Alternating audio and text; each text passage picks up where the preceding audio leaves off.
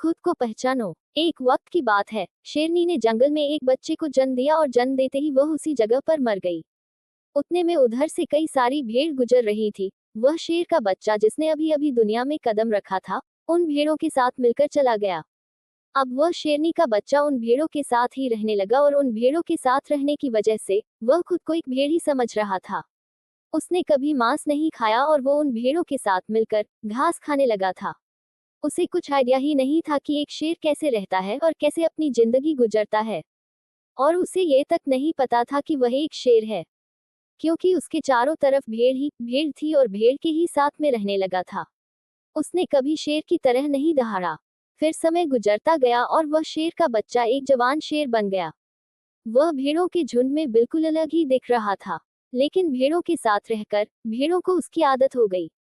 एक दिन एक बूढ़े शेर ने उन भेड़ों के झुंड पर हमला कर दिया। जब उस बूढ़े शेर ने भेड़ों के झुंड में उस जवान शेर को देखा तो वह हैरान हो गया। उसे अपनी आंखों पर विश्वास नहीं हो रहा था। उसने देखा कि एक जवान शेर भेड़ों के साथ घूम रहा है। उसने पहले कभी ऐसा नहीं देखा था। वह भूल गया कि वह वहां पर भेड़ों को पकड़ने आया था। उसने सोचा कि वह शेर से बात करेगा और पूछेगा कि यह सब क्या हो रहा है। उस बूढ़े शेर ने भेड़ों के झुंड पर फिर से हमला किया, उस शेर को पकड़ने के लिए।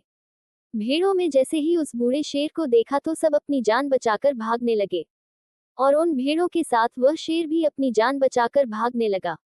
कुछ देर के बाद उस बूढ़े शेर ने उस जवान शेर को पकड़ लिया। बूढ़े शेर ने उस जवान शेर को पकड़कर यह कहा, अरे बेवकूफ, तू मुझे देखकर भाग क्यों रहा है?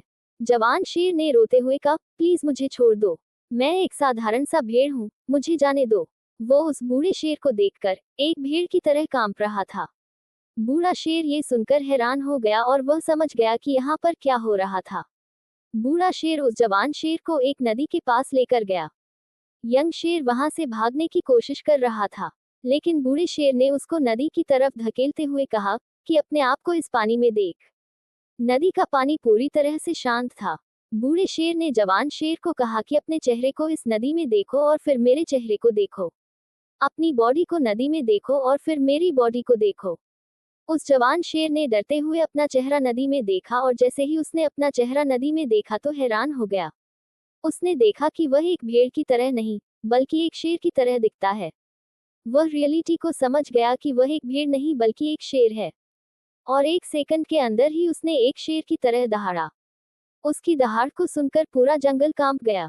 उसने अपने आप को पहचान लिया, अपनी पावर्स को पहचान लिया। और तभी उसने अपने आप में एक ऐसी एनर्जी महसूस की जो उसने आज से पहले कभी नहीं की थी। फिर उसने सोचा कि एक भेड़ की तरह जीना रियलिटी नहीं थी, वह सिर्फ एक मेंटली कॉन्सेप्ट था। पर अब वो रियलिटी को जान चुका था।